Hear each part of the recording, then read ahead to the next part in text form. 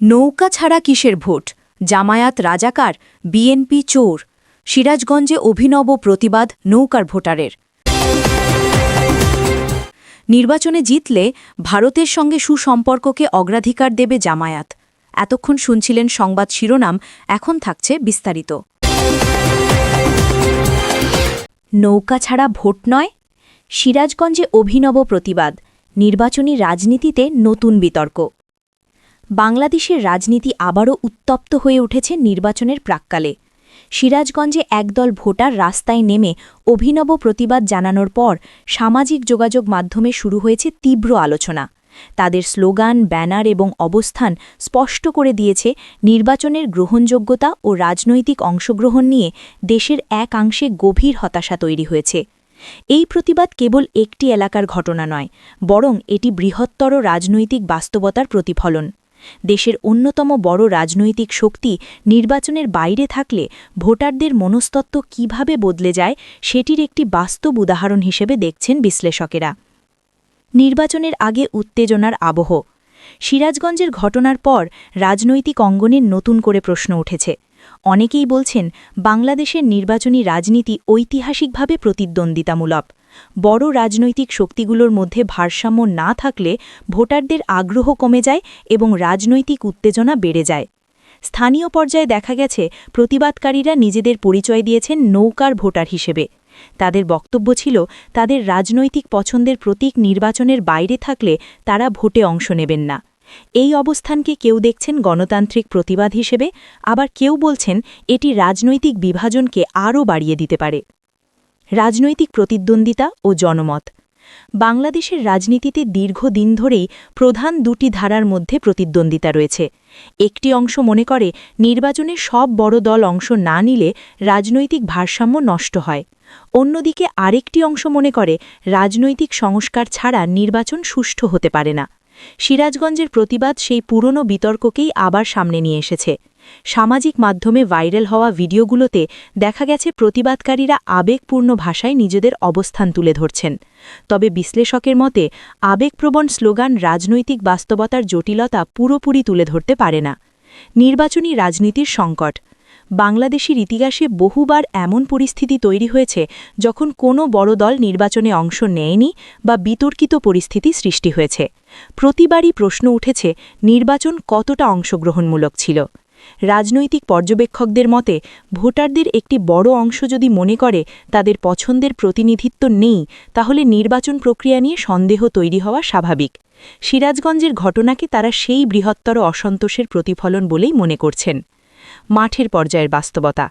স্থানীয়ভাবে জানা গেছে প্রতিবাদকারীরা মিছিল, ব্যানার এবং স্লোগানের মাধ্যমে তাদের অবস্থান জানান। অনেকেই এটিকে শান্তিপূর্ণ প্রতিবাদ হিসেবে দেখছেন, তবে প্রশাসন সতর্ক অবস্থানে ছিল যাতে কোনো সংঘাত না ঘটে। রাজনৈতিক বিশ্লেষকেরা বলছেন মাঠের এই উত্তেজনা আসলে দেশের সামগ্রিক রাজনৈতিক অস্থিরতার প্রতিচ্ছবি। নির্বাচনের আগে এমন আবেগঘন পরিস্থিতি ভবিষ্যতের রাজনৈতিক দিক নির্দেশনাতেও ভূমিকা রাখতে পারে। সামাজিক মাধ্যমে প্রতিক্রিয়া। ঘটনার ভিডিও ও ছবি সামাজিক যোগাযোগ মাধ্যমে ছড়িয়ে পড়ার পর পক্ষে বিপক্ষে নানা মন্তব্য দেখা যায়।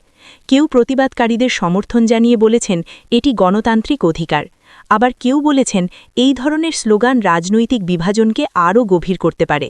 বিশেষজ্ঞরা সতর্ক করেছেন সামাজিক মাধ্যমে উত্তেজনাপূর্ণ ভাষা ব্যবহার করলে বাস্তব পরিস্থিতি আরও জটিল হয়ে উঠতে পারে। তারা বলছেন রাজনৈতিক মতভেদ থাকা স্বাভাবিক, কিন্তু সহনশীলতা বজায় রাখা জরুরি। রাজনৈতিক ভবিষ্যৎ ও সম্ভাবনা। সিরাজগঞ্জের এই ঘটনা বাংলাদেশের রাজনৈতিক বাস্তবতার একটি গুরুত্বপূর্ণ বার্তা বহন করছে। নির্বাচনের গ্রহণযোগ্যতা শুধু প্রশাসনিক ব্যবস্থার উপর নির্ভর করে না, বরং জনগণের মানসিক অংশগ্রহণও বড় ভূমিকা রাখে। অনেক বিশ্লেষক মনে করছেন যদি রাজনৈতিক শক্তিগুলোর মধ্যে সংলাপ ও সমঝোতা না হয় তাহলে ভবিষ্যতে আরও বড় ধরনের অস্থিরতা দেখা দিতে পারে। অন্যদিকে কেউ কেউ বলছেন এই ধরনের প্রতিবাদ রাজনৈতিক দলগুলিকে নতুন করে ভাবতে বাধ্য করবে। সিরাজগঞ্জের নৌকা ছাড়া ভোট নয় স্লোগান ঘিরে যে আলোড়ন তৈরি হয়েছে তা শুধু একটি স্থানীয় ঘটনা নয়, এটি দেশের বর্তমান রাজনৈতিক বাস্তবতা, ভোটারদের মনস্তত্ত্ব এবং নির্বাচনী রাজনীতি নিয়ে বড় প্রশ্ন তুলেছে। বাংলাদেশের রাজনীতি সবসময়ই আবেগ, ইতিহাস এবং প্রতিদ্বন্দ্বিতার মিশ্রণ, কিন্তু শেষ পর্যন্ত স্থিতিশীলতা ও গ্রহণযোগ্যতা নির্ভর করবে রাজনৈতিক সহনশীলতা, অংশগ্রহণমূলক নির্বাচন এবং পারস্পরিক শ্রদ্ধার ওপর।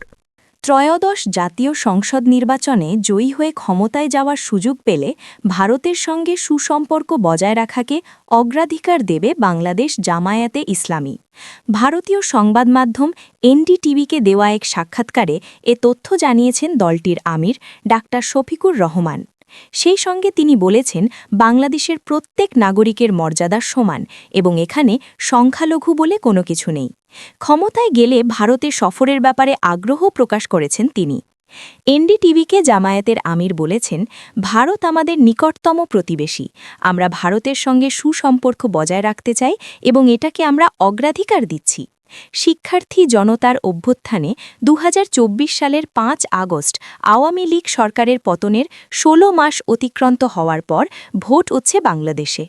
এবারের ভোটে জামায়াতের জয়ের ব্যাপারে আশাবাদী অনেকেই, তবে দলটির বিরুদ্ধে সাম্প্রদায়িক বিদ্বেষ ছড়ানো ও সহিংসতায় অংশ নেওয়ার অভিযোগ রয়েছে।